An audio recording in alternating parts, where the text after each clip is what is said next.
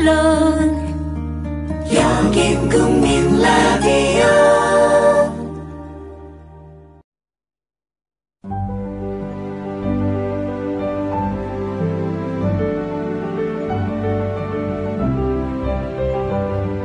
하종강의 노동학개론.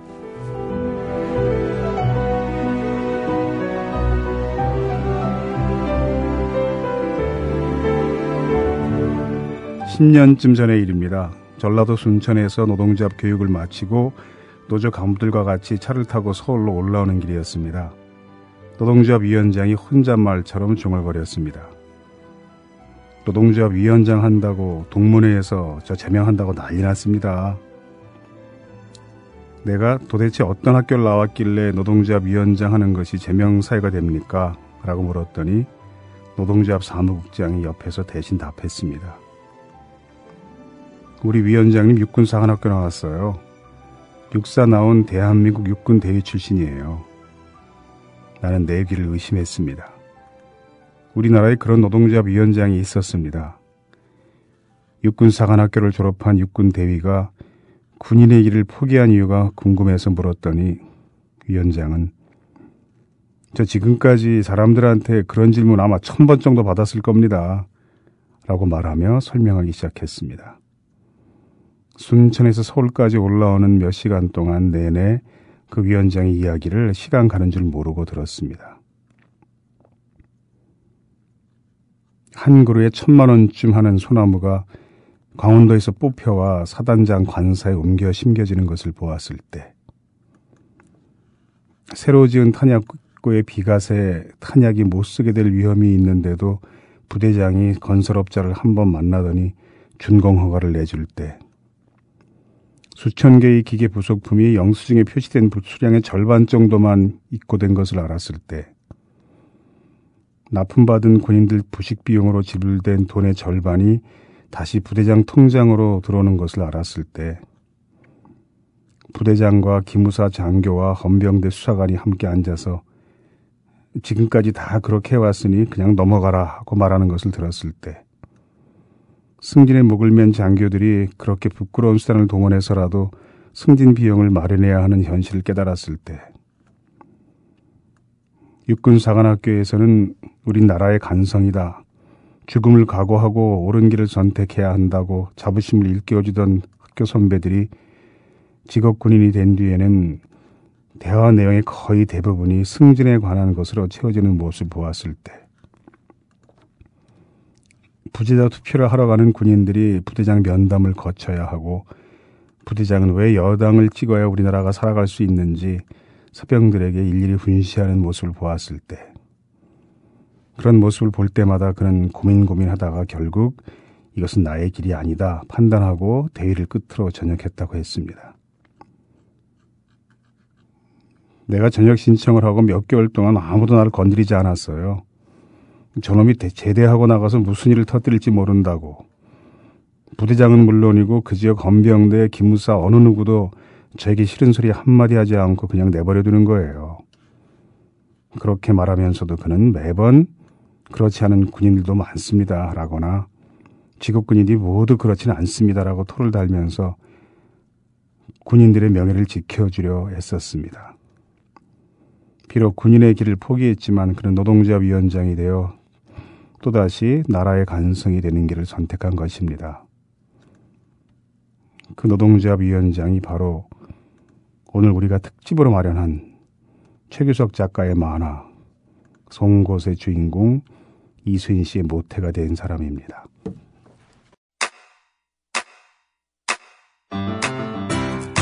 국민 라디오 지지하는 4가지 방법 아시나요? 다운로드하기, 별점 주기, 댓글 달기, 구독하기.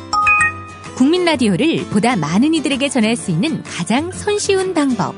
다운로드하기, 별점 주기, 댓글 달기, 구독하기. 잊지 마세요. 다운로드하기, 별점 주기, 댓글 달기, 구독하기.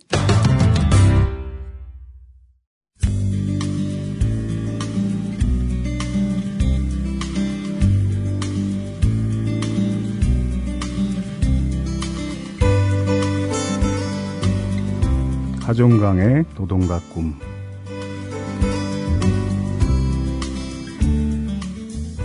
앞에서 제가 이야기한 그 육사 나온 대한민국 육군대위 출신 노조위원장이 있는 노동조합의 한 조합원이 저에게 짤막한 편지를 보낸 적이 있습니다. 요즘 들어 사측의 억압에 힘들고 마음 흔들려 하던 저는 선생님의 강의를 듣고 참으로 부끄럽고 이것밖에 되지 못하는 제 자신에게 다시 한번 일어서고자 하는 마음을 가지게 되었고 저보다 힘들게 싸우고 있는 사람들을 다시금 돌아보게 해주셨습니다. 무엇이 진정 옳은 일인가를 다시 한번 되짚어보게 되었던 시간이었습니다.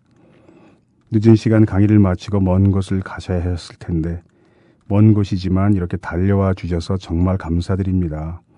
항상 건강 유의하시고 힘든 이들을 위한 좋은 강의, 먼 곳이지만 저희 지역에서도 들을 수 있었음 하는 부탁도 아울러 드립니다. 그 몇 년 만에 다시 읽어보니까 결국 이게 제 자랑 깔때기 같긴 하지만 유통업체인 이 사업장에서는 관리자들이 매장에 있는 돼지 삼겹살이나 생선을 여성 노동자 얼굴에 집어던지며 야단치는 일이 다반사로 일어났다고 합니다. 강직한 직업군 출신 노동자가 노동조합을 선택할 수밖에 없었던 것은 바로 그 때문이었을 것입니다. 노동조합 가입률은 전체 직원의 10% 남짓 정도밖에 되지 않았지만 그 한 줌밖에 안 되는 조합원들이 가열차게 싸움을 시작한 뒤로 관리자들은 직원들에게 존댓말을 사용하기 시작했습니다. 노동조합이 없는 다른 유통업체에 스카웃되어 온 책임자나 관리직 사원들은 노동조합이 없는 사업장에서 자기들이 지금까지 해오던 대로 노동자들을 함부로 대했습니다. 그러다가 노동조합 맛을 한번 보고 나서야 이 노동조합 맛을 본다는 것은 그런 일이 발생했을 때 노동자들이 투쟁조끼를 입고 사무실 앞에 모여서 폭력사원 물러가라 고를 외치고 집회를 하고 끝내 공개 사과를 받아내는 그런 일들을 말합니다. 그런 뜨거운 맛을 보고 나서야 비로소 노동자들을 사람처럼 대하기 시작합니다. 21세기 한국 사회에서도 아직도 이렇게 매번 싸우면서 가르쳐야 합니다. 한 번은 저에게 짤막한 편지를 보냈던 그 대형마트의 노조 여성 간부 그리고 최기석 작가의 만화 송곳의 또 다른 주인공 구고신 역할의 실제 모델인 노동운동가 그리고 저 세 사람이 같이 식사를 한 적이 있습니다. 이야기 도중에 그 여성 간부가 자신의 처지에 대한 하소연을 했습니다. 파업하고 집회하느라고 일을 못해서 지난달 월급 12만 원 나왔어요. 집회할 때마다 사람들에게 보내는 문자 메시지 비용도 모두 그 월급에서 냈어요. 그렇게 해도 집회 사람들 잘 안 나와요. 그러니까 아무리 열심히 해도 집회 제대로 조직 못했다고 지역이나 조직에서는 욕먹죠. 회사에 가면 또 회사 관리자라고 싸워야 되죠. 그러면서 살아야 되는데 한 달 12만으로 내가 딸 하나 데리고 어떻게 살 수 있냐고요. 결국 그 여성 노동자는 말하다가 울먹거렸습니다. 그 자리에 같이 있던 노동운동가, 바로 송곳의 구거신 역할의 실제 인물입니다. 그 사람이 그 여성 활동가에게 말했습니다. 어떻게 너는 몇 달 전이나 지금이나 전혀 발전이 없냐. 그 몇 달 전에 하던 불평을 지금 똑같이 하고 있잖아. 그 몇 달 전에 나한테 했던 이야기랑 똑같잖아. 자네가 못 살면 그 김아무개는 어떻게 사나? 그 어제도 가보니까 농성 천막 철거당해서 추운 겨울에 그 비닐 한 장 덮고 회사 앞에서 밤새더라. 그 자네가 못 살면 그 친구는 어떻게 사나? 다른 사람 얘기 더 해볼까?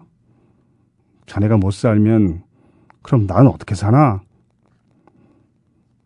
이런 이야기를 듣고 그 노동운동가가 매정하다, 비인간적이라고 하실지도 모르지만 그 사람이 그렇게 말할 수 있는 것은 그렇게 말할 수 있는 자격이 있는 사람이기 때문입니다. 저는 그렇게 말하지 못하지만 구고신 그 사람은 그렇게 말할 수 있습니다. 그 이유가 궁금하신 분들은 앞으로 송곳을 계속 열심히 보시기 바랍니다. 그 대형마트 노동자들이 파업을 하면서 자신들이 일하던 영업장을 점거하고 농성하는 투쟁을 여러 차례나 했습니다. 그리고 매번 여러 명이 연행됐죠. 그때 바로 송곳의 주인공 이수인 씨의 실제 인물인 노조위원장이 그 매장에 진입하면서 했던 선전선동 동영상이 있는데 잠깐 같이 듣겠습니다. 네, 위원장님과 제가 섭리했습니다. 좌우진들 기사들을 완전히 봉쇄합니다. 자, 나가는 손님만, 지금 나가는 손님만 터주시고 들어오는 손님들은 전부 막습니다.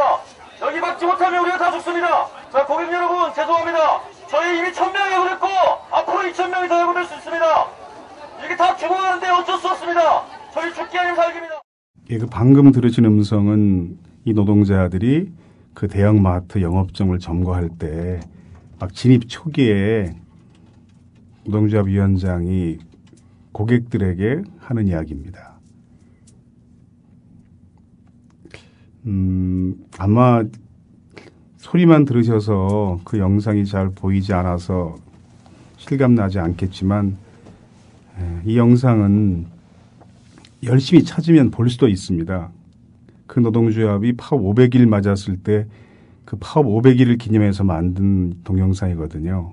그러니까 노동조합이 만든 영상이어서 아주 세련됐거나 그렇지 못하지만 그 투박한 동영상의 처음 시작이 이렇습니다. 매장에 진입하면서 손님들에게 참 죄송하지만 우리가 이것을 점거할 수밖에 없다. 손님 옆에 외치는 그 노동조합 위원장의 모습은 보는 사람으로 하여금 정말 가슴이 뭉클하게 하는데 앞으로 송곳 만화 어느 장면에 꼭 이 내용이 나올 겁니다. 그래서 저는 뭐 이렇게 말하면 거의 스포일러지만 뭐 이 정도는 해도 괜찮죠. 그러니까 동영상에서보다 훨씬 실감나게 묘사되는 송곳 만화의 장면을 기대해 주십시오.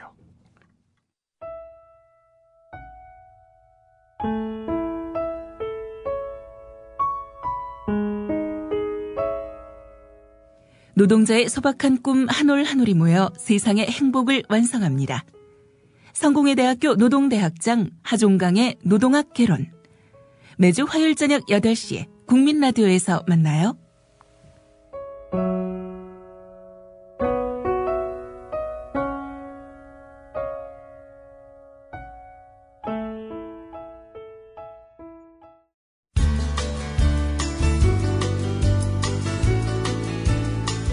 하종강의 어색한 사이.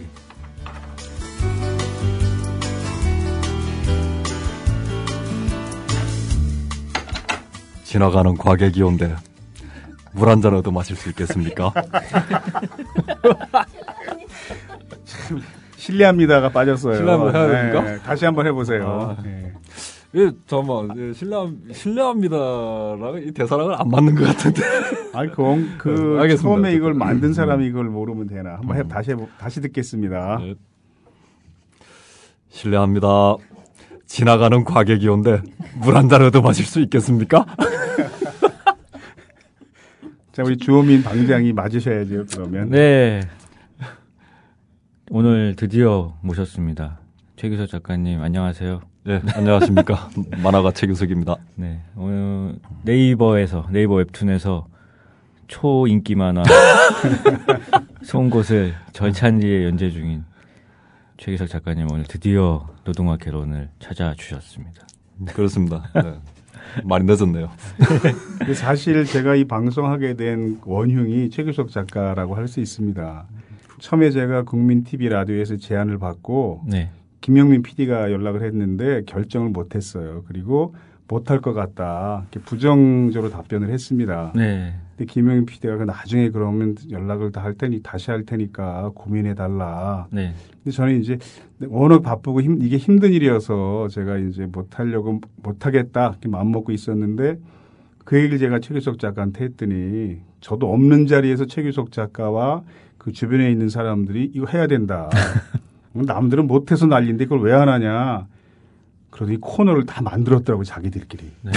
그래서 만든 코너가 이제 어색한 사이예요. 이건 제 아이디어가 아니고 최규석 작가가 만든 코너고 이거 인사말 실례합니다. 이것도 최규석 작가가 만든 인사말이지. 네, 자승자박이죠. 예, 제가 한 건 아닌데. 그걸 내가 할 거 최규석- 아니라서 예. 막 던졌더니 저도 작가가 하는 걸 오늘 직접 듣게 될 날이 오네요. 예. 드디어. 저도 최규석 작가님이 이 프로그램에 저를 꽂았죠. 그러니까 그 왠지 배우 세력 뭐 이런 느낌인데. 네, 마쿠에서 완전히 그냥 저는 1회 출연인 줄 알고 뭐 라디오 한번 나올래 그래서 나갈게요 하고 나갔는데 그 첫 회 녹음을 마치고 갑자기 작가님께서 다음 주에 보자고 하는 거예요. 그래서 이게 뭐지?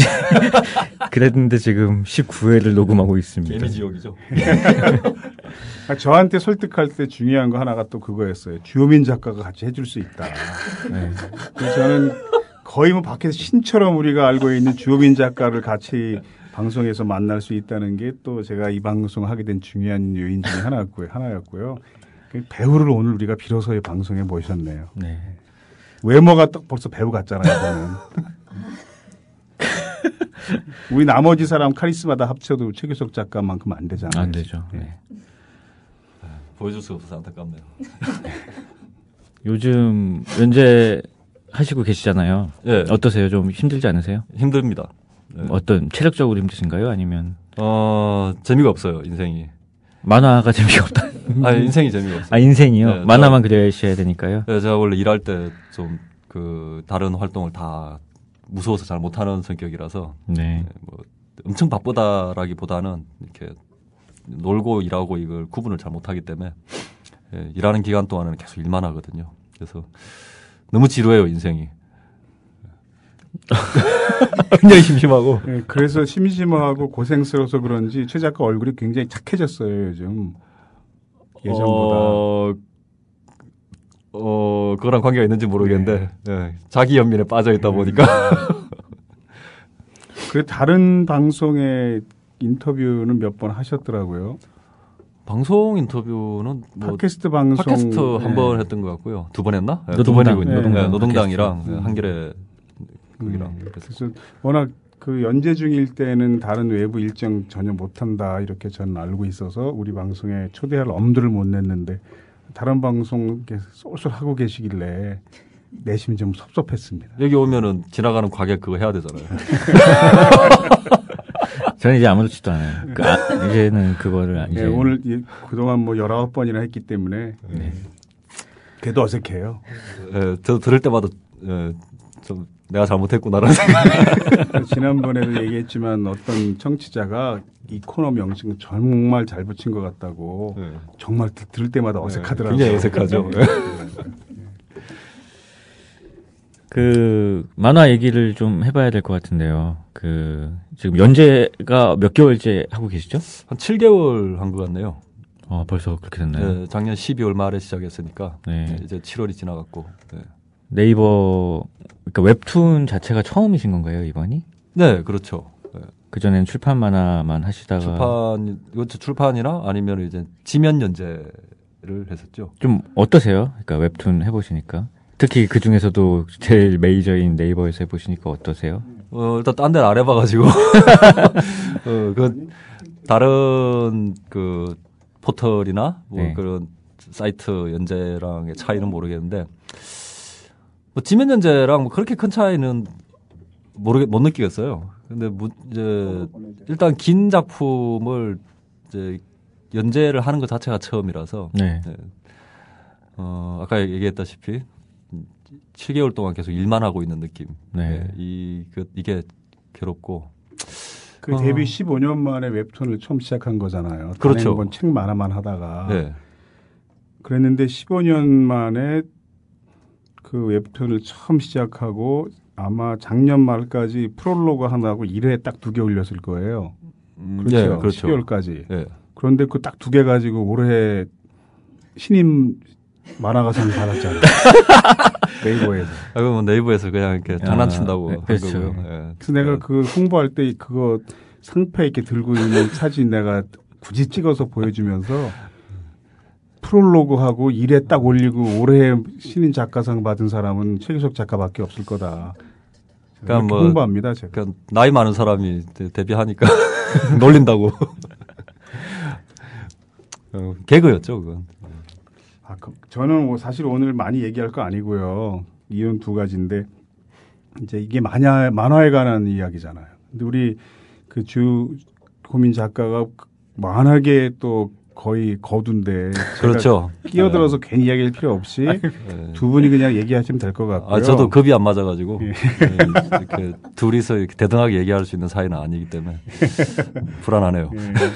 그리고 제가 또 오늘 개인적으로 몸살 감기에 걸려가지고 사실 집에 누워 있어야 할 사람이 나온 거거든요.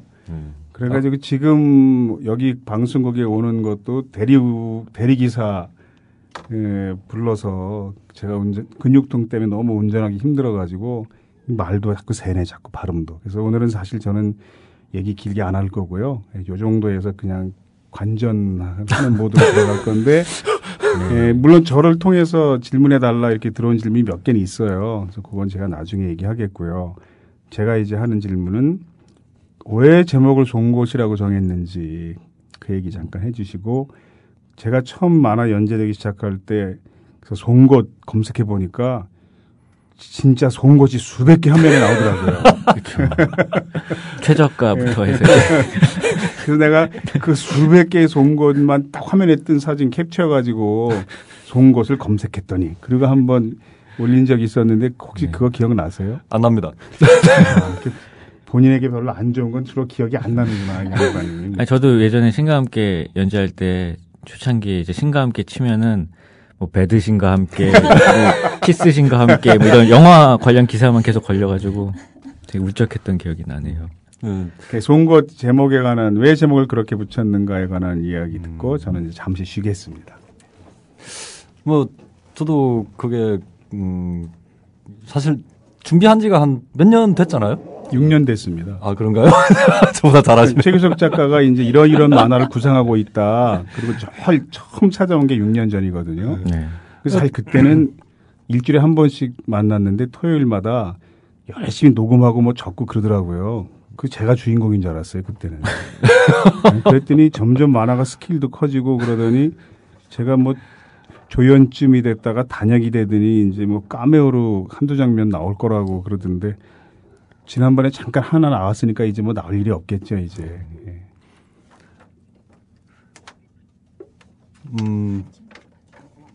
송곳 제목은 그러니까 한 6년 동안 준비하는 기간 동안 제목이 계속 결정이 안 돼 있었죠. 그러다가 연재 들어가기 한 3개월 전쯤에 이제 갑자기 머릿속에 송곳이라는 단어가 떠올랐어요. 뭐 보통 그런 편인데 계속 고민하고 있다가 어느 날 갑자기 떠오르는 취재하면서 이제 만났던 이제 활동가 분들이나 노조 간부 분들 이런 분들의 어떤 이미지 공통된 이미지 이런 게 송곳 같은 이미지라고 생각이 들었던 것 같아요.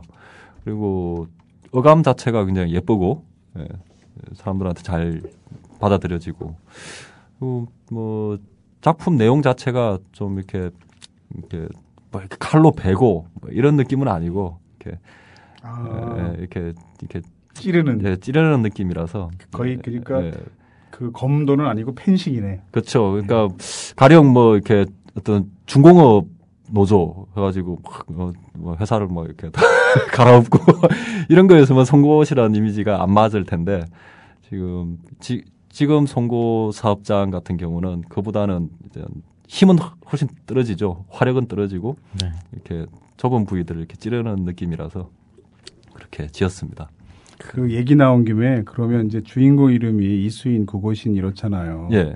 그 이름을 어떻게 지었는지 그것도 마저 들읍시다. 아, 이거 얘기해도 되는 건가?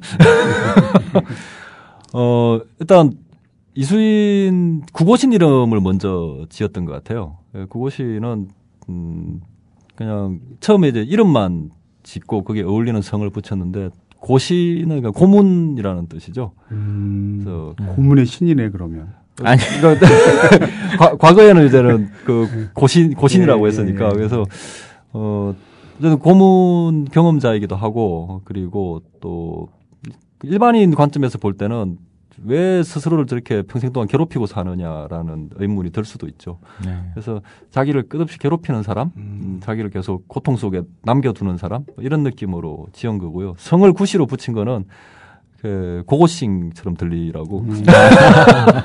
고고싱. 고고신 하면 좀 이상하잖아요. 그래서 고고신으로 했고요. 그런 깊은 뜻이 있었네. 수인 같은 경우는 이제 갇혀 있는 사람이라는 뜻이죠. 그래서 성격적으로도 이렇게 타인하고 이렇게 섞이는 걸 굉장히 좀 기피하는 사람이고, 그리고 또 실제로 또 이렇게 깜빵 생활도 하고.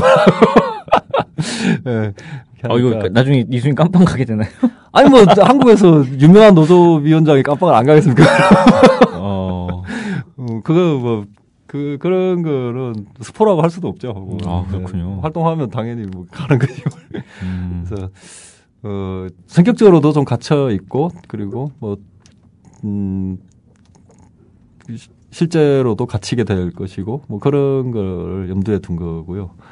그래서 그냥 이름이 곧 성격이고, 이름이 곧 그 이야기인 뭐 이런 걸 좀 지어보고 싶었습니다. 그래서 수인이란 이름에 이씨가 잘 어울려서 이씨를 붙였고요. 그러니까 고문의 옛말인 고신, 그리고 감옥에 갇혀 있는 사람이란 뜻의 수인, 이런 의미도 있다는 얘기를 사실 지금 처음 들었는데, 전 최 작가랑 나름 내가 개인적으로 친한 줄 알았더니 이 얘기를 처음 듣는 거 보니까 결코 내가 친한 사람은 아니었네요. 이 얘기를 들은 사람은 거의 없었던 것 같은데요. 예, 작가님께서. 그러면 그 마트 사장 가스통은 가스통인가요? 아니 뭐 어디서 온 건가요? 프랑스 이름 중에 제일 흔한 이름 중에 하나이기도 하고, 네. 그리고 한국 사람들한테 익숙한 이름이죠. 뭐 디즈니 만화 캐릭터로도 가스통은 등장하고 거기 저희 미녀와 야수의 그래서 실제로도 이제 그 간부들 중에 가스통이라는 간부도 있고 하니까, 그러니까 익숙한 이름으로 짓다 보니까 그렇게 됐어요. 그러니까 프랑스인 철수 이런 느낌. 어쨌든 그 구고신과 이수인이라는 굉장히 매력적인 캐릭터가 두 명이 나오는데 지금 되게 의외의 반응들이 있지 않았어요? 그러니까 예를 들자면 왜 웃으시죠? 말도 하기 전에 그 웃음의 의미를 저도 알 것 같으네요. 네. 그 구고신과 이수인의 어떤 그 커플링 굉장하던데요? 그 커플링은 별로 대세는 아닌 것 같아요. 그럼 어떤 커플링이 대세예요? 게스턴과 이수인? 인터넷 그 SNS에서는 계속 그 얘기만 한동안 한 적도 있었어요, 사람들이. 뭐 한 며칠 있었고요. 그리고 최근에 이제 소수 몇 분들이 그래서 이게 비엘물로 분류가 되고 뭐 그랬었잖아요, 송곳이. 저는 비엘 작가로 알고 있는데. 뭐 남자들이 많이 나오다 보니 뭐 그거는 피할 수 없는 캐릭터 디자인이 궁금한데 그 구고신과 이수인은 실제 모델이 있잖아요. 근데 그분들의 어떤 외형을 좀 살리려고 하신 건가요? 네, 그 실제 인물들 얼굴에서 많이 나왔죠. 나오고 물론 이수인은 실존 인물보다 좀 더 잘생기긴 했고 일단 비율이 좋잖아요, 비율이. 그 비율이 너무 좋죠. 수트 간지가 아주 그냥. 수트 간지가 거의 헤엄맥 수준이지.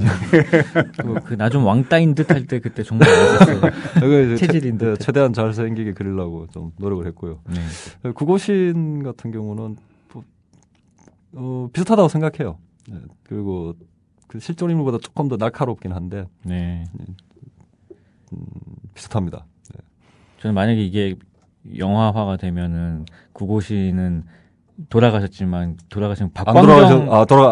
박광정 배우님하고 너무 뭔가 이미지가 비슷해서 그분이 하셨으면 참 좋지 않았을까. 디자인할 때도 박광정 씨, 그분 이미지를 좀 참고를 했었죠. 역시 그랬었군요. 그런 느낌이면 좋겠다. 물론 그분보다는 좀 센 느낌. 그러면 처음에 이 송곳은 6년 전에 기획을 하셨다고 하셨는데 그때 어떤 계기로 이런 노동 만화를? 그러니까 저를 찾아온 게 6년 전이고요. 그 전에 더 기획했을지도 모르죠. 어떻게 처음에 기획하셨어요? 일단 백도씨를 했던 게 큰 것 같아요. 그러니까 백도씨가 그 유월항쟁 관련 만화였고 그걸 했을 때가 이제는 그 노무현 정부를 뭐라고 부르지? 참여정부 말기였는데 그때가 이제 87년 6월항쟁의 20주년이었죠. 그래서 그 관련된 그런 컨텐츠들이 많이 나왔었어요. 그 20주년을 기념하기 위한. 근데 그때 어떤 사회 분위기는 그 민주화하는 게 별로 아무 의미가 없네라는 사회 분위기였죠, 사실은. 그때 투표율을 봐도 알 수 있고.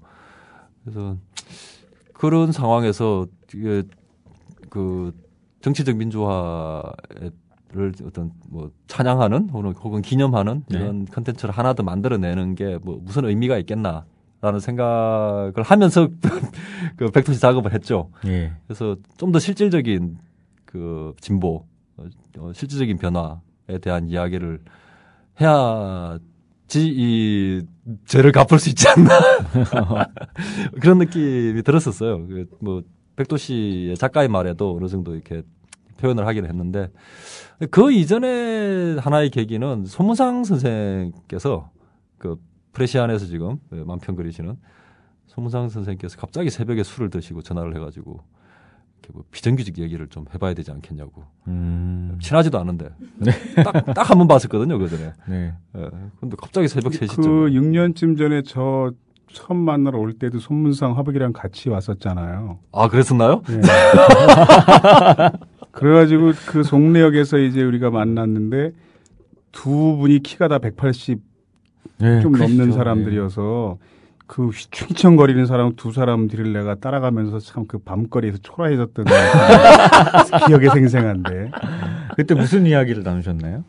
그때 처음 뵀을 때? 그 초기에 이제 저도 요즘도 이제 초기에 인터뷰했던 파일들을 가끔씩 들으면서 작업을 하는데 정말 부끄러워서 못 듣고 있겠더라고요. 그러니까 아는 게 전혀 없는 거예요. 그러니까 기사 좀 찾아보고 한 거 외에는 지식이 전혀 없다 보니까 뭘 물어야 되는지도 모르고 대답을 듣고도 똑같은 질문을 또 하고 그러니까 그 대답이 그 질문에 대한 답이라는 걸 모르고 있는 거예요. 한 10분 동안 대답을 했는데 똑같은 질문을 또 해. 그런 그때 당시에는 그냥 뭐든지 들었던 것 같아요. 일단 그 기본 지식이 없다 보니까 최대한 듣고 그러고 나서 조금씩 이해되는 것들이 쌓여가지고 그 다음 인터뷰할 때 조금 나아지고 이런 방식으로. 근데 어떻게 6년이나 걸렸나요? 중간에 포기를 많이 했죠. 아, 왜요? 내가 할 수 있는 작업이 아닐 거라는 생각이 일단 많이 들었고요. 네.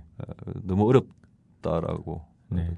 너무 어려워가지고 포기를 했었고, 그리고 이 긴 이야기를 할 수 있을 만한 제가 조건이 안 만들어진 것도 있었죠. 뭐 다른 일 때문에요? 그렇죠. 이제 준비하는 기간이 필요한데, 준비할 때는 그럼 다른 일을 못 하잖아요. 네, 네. 돈을 못 벌잖아요. 네. 그럼 돈을 못 벌면서 뭐 적어도 뭐 6개월, 7개월 정도를 살아야 되는데, 네.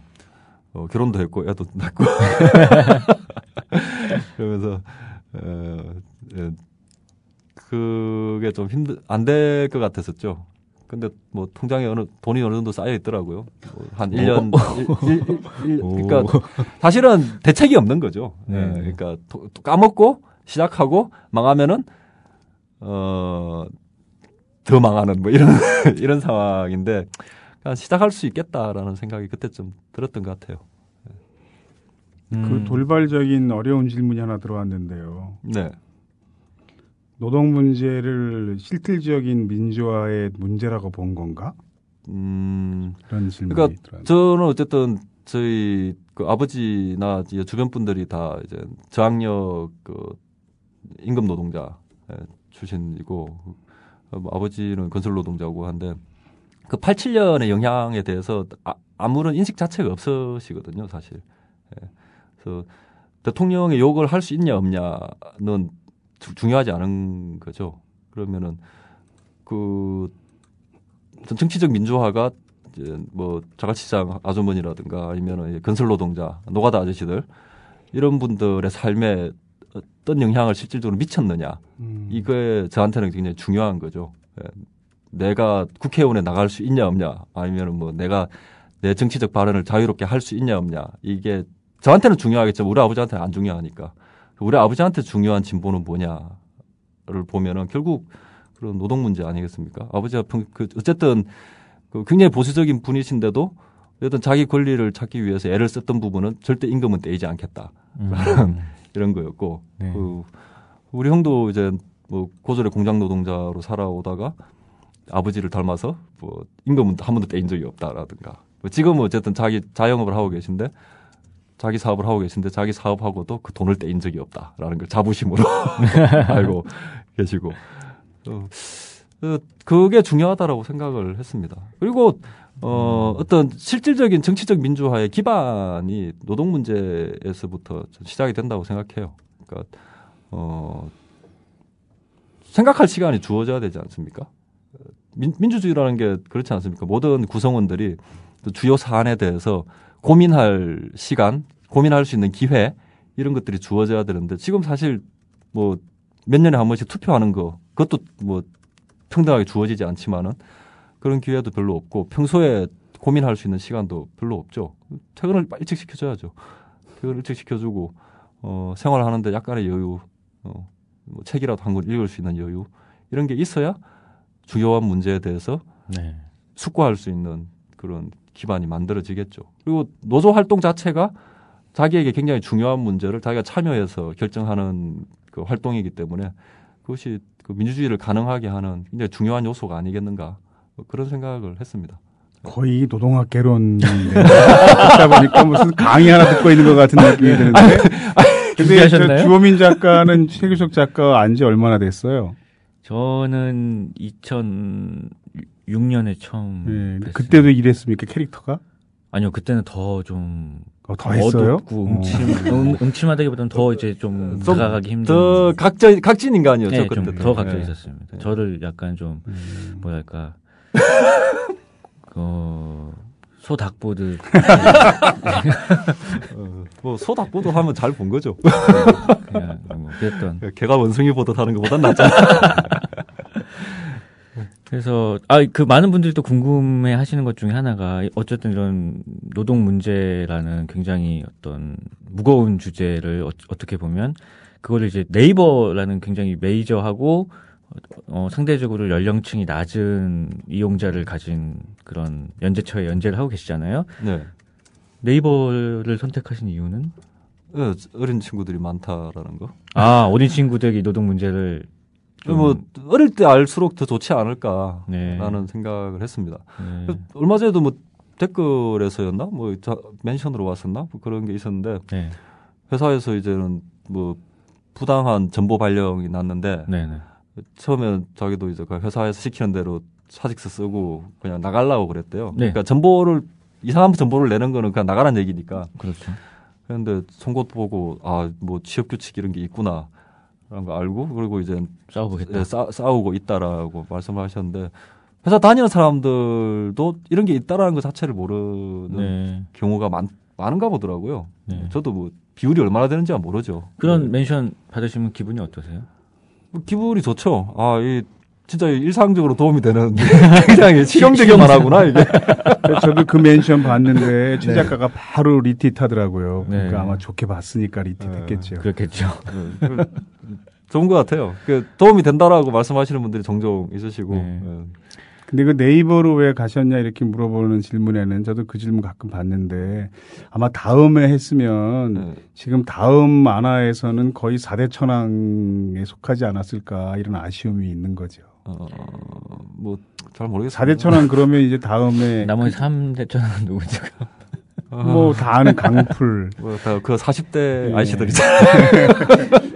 강도하, 윤태호, 최규석 완전 다음 4대 천왕이었을 텐데 네이버에 가서 거의 초딩 중딩들이 많이 보지 않는 만화가 되는 바람에 전체 순위가 너무 낮아서 사랑하는 사람들이 볼 때 가슴이 아프다 이런 얘기 저도 들었고요. 광주에 가서 한번 청소년 인권 강사 양성과정 강의할 때 이 만화 홍보하면서 초딩 중딩이 별로 안 보는 만화라 전체 조회수가 너무 낮다. 이 훌륭한 만화가 20, 30대 성인들은 가장 많이 보는 만화 중에 하나고 열독률도 굉장히 높은데 그러니까 많이 봐주고 볼 때마다 별점 평가 잘 주세요. 이런 홍보하거든요. 쉬는 시간에 여중생이 한 명 오더니 저 중학생인데요. 그 만화 보거든요. 그러니까 함부로 이렇게 일반화하지 마세요. 그래서 제가 사과했습니다. 어제나 뭐 이상한 사람들 이렇게 말하니까.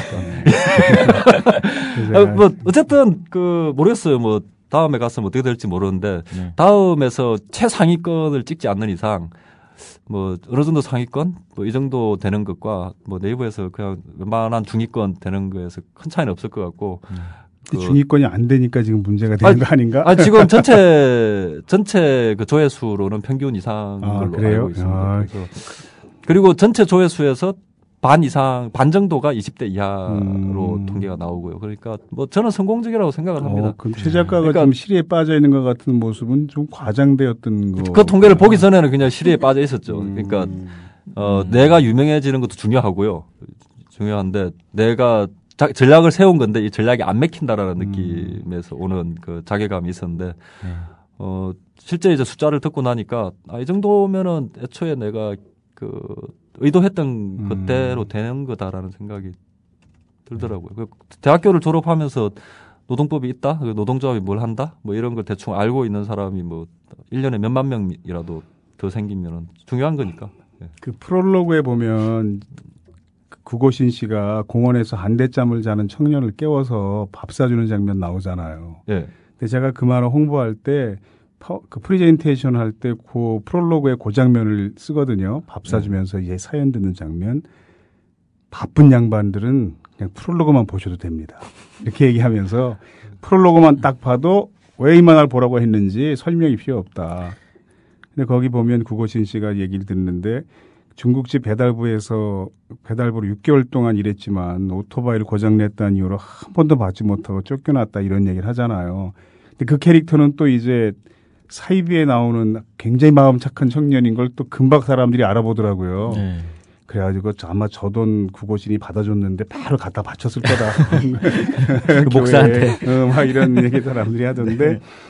근데 이제 그 사건을 구고신이 해결하잖아요. 네. 그래가지고 제가 이번에 공인노무사 시험 합격한 사람들 대상으로 연수할 때 그 장면 보여주면서 대한민국 공인노무사 100명이 해결하지 못하는 일을 이 주인공은 혼자 해결한다. 그분들이 각자 자기 삶에서 다 해결하고 도대체, 계시겠죠. 도대체 어떻게 해결했을까? 궁금하면 검색해서 보세요. 제가 이제 그랬거든요. 그 프롤로그를 보면은 굉장히 이제 구고신 그런 에피소드를 통해서 인상적인 모습으로 멋지게 등장을 하잖아요. 네. 이제 그 프롤로그를 보고 송곳에 대한 평 중에서 노동 협객물이라는 평이 꽤 있었어요. 그 평에 대해서는 어떻게 생각하세요? 사실 처음에 기획을 할 때는 협객물처럼 그 기획을 했었어요. 아, 처음엔요? 네, 제일 처음 기획을 할 때는. 그래서 이렇게 미국 쪽 그런 책 같은 걸 이렇게 보면은 굉장히 좀 협객물 같은 느낌이 들거든요. 왜냐하면 거기서는 이제 서로 총을 들고 싸우는 상황이고, 뭐 탄광촌 같은데 이렇게 조직가 한 명이 딱 등장하면 역에서 이렇게 그 전기기관을 쓰던 시절이니까 이렇게 전기 안에서 이렇게 사람이 나타나면 지역 자본가들이 이렇게 땀을 흘리며 부들부들 뜨는 뭐 이런 그런 이미지들을 좀 보고 무슨 영화 보면 실버스타 스탈론이 그 강목 들고 이렇게 피스트 맨 앞에서 행진해가는 꼭 우리 범죄의 전쟁에 보면 그 건달들이 길거리 쫙 메우고 지나가는 장면처럼 보이는 그런 이미지로 처음에는 한번 해보려고 했었는데 안 되더라고요. 어떻게 안 됐어요? 왜 안 된다고 생각하세요? 그렇게 막 호쾌하게 막 이기고 하는 게 지금 현재 한국 그 배경으로는 안 될 것 같아요. 80년대를 배경으로 한다면 뭔가 좀 비슷한 느낌이 나올 수도 있을 것 같은데 2000년대 배경으로는 안 될 것 같아요. 그게. 그래서 포기했죠. 그 프롤로그에 나오는 그 일화, 그 중국집 배달부 소년 문제를 해결하는 얘기 실제 주인공이 있는 거잖아요. 또 그 일화에도. 네, 그 에피소드 좋습니다. 그 사람은 제가 이제 얼마 전에 만났어요. 그 화물연대에 일하시는 분이잖아요. 그래가지고 그거 봤냐 그랬더니 아직 보진 못했다고 그러더라고요. 근데 약간 그 인터뷰할 때 만나봐서 알겠지만 굉장히 역동적인 활동가이긴 한데 약간 제스처에 허세가 좀 약간 있는.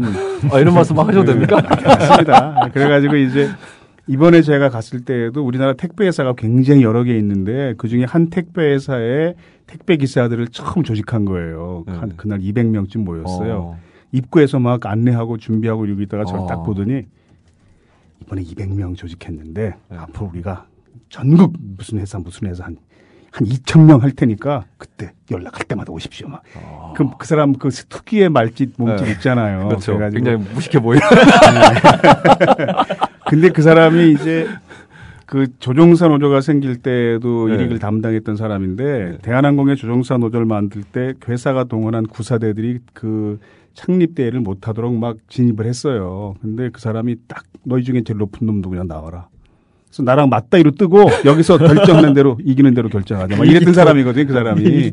체격은 작아요. 그렇죠. 키도 뭐 나만하고 허리허리한 사람인데 눈이 부리부리하고 그래가지고 제가 그 만화 그 얘기 나왔던데 봤냐고 그랬더니 보진 못했는데 딱 말투가 그놈아가 그거 뭐 한다고 그랬어. 저에겐 존댓말을 쓰시는데. 그 올라온 질문 중에 제가 좀 잠깐 끼어들까 싶은 다시 질문들을 올려달라고 제가 그래서요. 그래가지고 그 질문을 하고 또 다른 질문 해볼게요.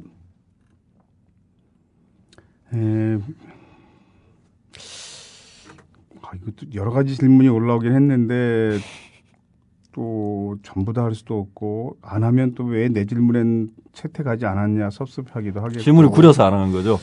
그렇지는 않습니다. 예. 재미있는 질문 뭐 개인적으로 아는 사람이 올리는 질문 되게 이렇게 하게 되잖아요. 보면 그 정준호 씨가 물었던 송곳이란 제목은 어떻게 붙였느냐 그거는 아까 제가 물어봤고요. 작가가 자꾸 무슨 뭐라 그러는데 뭐라 그러는지 알 수가 없는데 뭐 갖고 그러는 거예요 지금 자꾸? 말 좀 그만하시라고 그러지. 빨리 질문하시오. 그래요. 저 요거만 하나 하고 저기 빠진다라는 걸 빼면은 되잖아요. 청년 유니언 전 위원장 한지혜 씨 제가 아는 사람입니다. 이분이 하신 질문은 제가 채택했습니다. 예. 직장 다닌다고 정신없이 살다 보니 쌤 팟캐스트 하시는 줄도 몰랐네요. 여기 쌤은 접니다. 그렇겠죠. 이제라도 열심히 듣겠습니다. 근데 이번에 최 작가님이 또 질문이 있습니다. 1. 최근 인터뷰 기사를 보니 최 작가님 머리카락을 싹둑 헤어스타일에 큰 변화를 주셨던데 어떤 계기로 그러셨는지요? 혹시 송곳과 관련이? 그다음에 두 번째 질문도 같이 할게요. 한지혜 씨가 하신 질문이에요. 송곳 아주 잘 보고 있습니다. 혹시 이수희님의 러블라인은 없나요? 그리고 깨알을 덧붙이셨네요. 네. 뭐 헤어스타일 바뀐 거는 이제 아기 나오면서 바뀐 거고요. 예, 아기가 이렇게 잡아 당길까봐. 그리고 머리를 기르면은 이제 세팅하는데 시간이 좀 걸리니까 작업하고 뭐 그런 거에서 편하게 하려고 깎았습니다. 뭐 별다른 이유는 없어요. 그러니까 송곳이랑 관계 있는 거네요, 그러니까. 그렇죠. 뭐 작업을 이렇게 좀 편하게 하기 위해서 이렇게 머리를 쥐어 뜯기도 편하고 이렇게 머리 묶어 놓으면 또 다시 묶어야 되고 그러니까. 작업할 때 자꾸 쥐어 뜯고 그래요, 머리를? 뭐 이렇게 막 많이 만지고 뭐 그러죠. 부럽네요. 아니 그 조민 작가님도 기르시면 뜯을 거 있죠. 기르면 좀 보기가 그래서 그렇죠. 이수인의 러브라인은 비밀입니다. 그 비슷한 맥락의 질문이 저한테도 왔었어요. 네. 이수인 결혼했나요? 꼭 좀 알려주세요라고. 비밀입니다. 네. 비밀입니다. 그 이수인에 대해서 또 물어온 질문이 하나 있는데요. 저에게 이수인 술버릇이 궁금합니다를 국어신보시 물어봤어요. 그걸. 국어신이 이수인하고 술 마실 때 좀 겁나는 게 있는지. 이수인은 술을 많이 먹지 않습니다. 술버릇이 없죠. 네. 금방 조금 먹다가 멈추겠죠. 네, 저는 말 너무 많이 한 것 같아서 이쯤에서 빠지겠습니다. 하여튼 두 분이 앞으로 대화 남은 시간 열심히 하십시오. 8분을 던져주시며. 제가 받은 질문은 좀 뭐랄까 그쪽이랑 좀 연관이 많아요. 그쪽이 어딘가요? 파주 쪽인가요? 아니요, 아시잖아요. BL물에 관심을 갖게 되신 연유가 뭐죠? BL물에 관심을 기울인 적은 없습니다. 네. 아니 근데 그럼 그건 여쭤볼게요. 그렇게 막 어떤 국어신과 이수인의 어떤 그런 케미스트리를 이제 독자들이 좋아하면서 거기에 혹시 영향을 받게 되셔서 약간 둘의 어떤 더 꽁냥꽁냥한 개그를 만든다거나 상황을 뭐 그런 거는 만드신 적이 있나요? 일단은 지금은 그러니까 지경을 계속 내리다가 이수인한테 국어신은 거의 살면서 처음 만난 아주 훌륭한 선생님이죠. 네. 그래서 정말 마음에 드는 선생님에게 이렇게 모범생 스타일의 남자애들이 어떻게 반응하는가 뭐 이런 거는 조금씩 들어가 있겠죠. 옛날 그리스 시대 그래서 생각. 진정한 전우회. 뭐 그런. 죄송합니다. 네. 거기까지는 잘 모르겠고. 네. 그런 거는 좀 있고요. 그리고 네. 캐릭터 자체를 좀 이렇게 이제 열심히 설명을 했죠. 캐릭터를 작품에서 이야기가 그렇게 대중들이 어느 정도 관심을 기울일지 알 수 없는 이야기다 보니까 어쨌든 캐릭터를 최대한 매력적으로 많이 보여줘야 되겠다라는 게 있다 보니까 네. 그러니까 매력적인 캐릭터 둘이 이렇게 나오고 외모도 둘 다 괜찮고 하니까 그 점에서는 굉장히 성공하신 것 같아요. 사실 저는 제가 예전에 말씀드렸지만 여자 캐릭터가 왜 없냐고 예쁜 여자 캐릭터가 했는데 앞으로도 뭐 딱히 나올 계획은 없는 건가요? 아니요, 뭐 굉장히 중요한 배역이 한 명 아직 있긴 있죠. 등장을 했지만 아직 역할이 없는. 노래방에서 마주친 그. 아니요, 그분 말고요. 그분은 엄청나게 클로즈업이 되면서 끝났던 2부 엔딩에서 굉장히 중요한 역할을 하시는데. 아, 그렇군요. 작품 이야기 전체에서 굉장히 중요한 분이 있습니다. 근데 아직까지 큰 역할이 없기 때문에. 네. 나중에 뭐 등장을 하긴 할 텐데. 그분이 이수인하고 엮이지는 않겠죠. 두 분이 같이 어디서 밤을 지새기도 하고 하겠지만은 엮이지는 않을 것 같고요. 지금 이제 7개월째 연재를 하시면서 이제 내용상으로는 그 이수인이 구고신의 도움을 받아서 이제 노동조합을 결성하고 이제 뭐 징계위원회가 열리고 여기까지 진행이 됐는데 앞으로 남은 분량이 어느 정도 되나요? 남은 분량이요? 네. 이제 전체로 따지면은 한 5분의 2 정도 온 것 같아요. 5분의 2요? 예. 네. 그렇군요. 그럼 내년 후년 초? 내년 상반기나 내년 이맘때쯤 끝이 나올 수도 있겠네요. 네. 너무 많이 남았네. 큰일 났네. 뭐 2차 매체 이식 같은 뭐 영화화 이런 제안은 없나요? 많이 들어왔습니다. 뭐 어떤 거요? 영화 드라마 뭐. 그래서 만들어지기로 얘기를 해도 되나? 안 물어봤는데. 영화 하기로 했다는 얘기는 난 들었는데 드라마로 만들어지기도 했나요? 아니 그러니까 드라마 쪽에서 제안이 들어왔는데 이제 뭐 영화를 선택한 것 같아요. 에이전시 쪽에서. 원래 영화하고 드라마 그 이후에 드라마가 나오죠 보통. 그 이후에 또 드라마가 계약이 될지 안 될지는 모르겠고요. 그럼 영화는 확실히 만드는 건가요? 영화는 뭐 계약을 뭐 진행 중인 것 같아요. 도장을 안 찍었어요? 모르겠습니다. 왜 몰라요? 자기 도장인데. 아닙니다. 찍은 것 같은데 저렇게 말하는 거 보니까 3자 간 계약이 아니고 에이전시랑 그쪽이랑 2자 간 계약이라서. 그럼 뭐 영화화가 된다는 가정하에 뭐 이렇게 생각하신 캐스팅 배우 있으세요? 글쎄요. 그것이는 뭐 한석규? 네, 까칠한 역할도 또 잘 하시니까. 한석규 씨가 괜찮은 것 같아요. 은근히 그런 좀 능글능글한 아저씨 역할도 잘 맞아요. 하죠. 그 전번에 뿌리 깊은 나무였나요? 네네. 세종 역할을 했을 때 보니까 잘하시더라고요. 서민적인 역할 같은 것도. 가르치는 선생 역할도 지난번에 무슨 깡패 성악가 나오는 영화 뭐였죠? 뭐였더라? 하여튼 파파로티인가 그 영화에서도 보니까 하던데. 잘 어울릴 것 같기도 하고. 이수인은 아무래도 조인성이어야 되지 않겠는가? 실제 인물하고 거의 흡사한. 똑같이 생겼죠.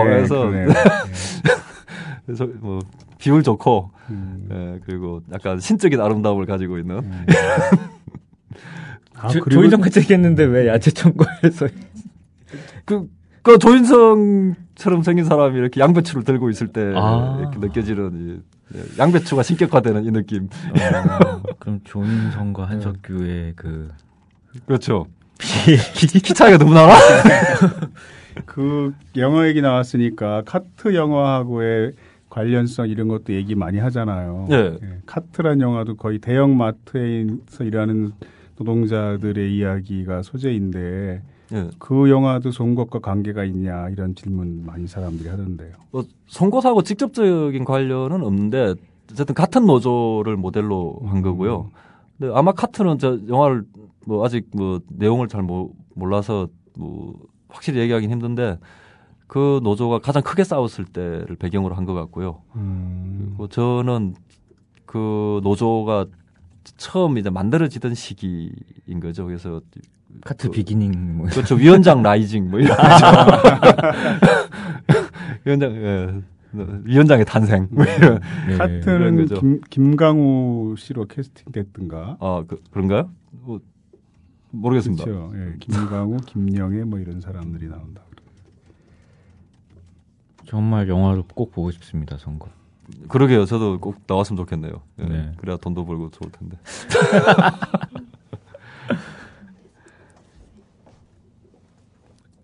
그 시간이 이제 거의 됐는데요. 네.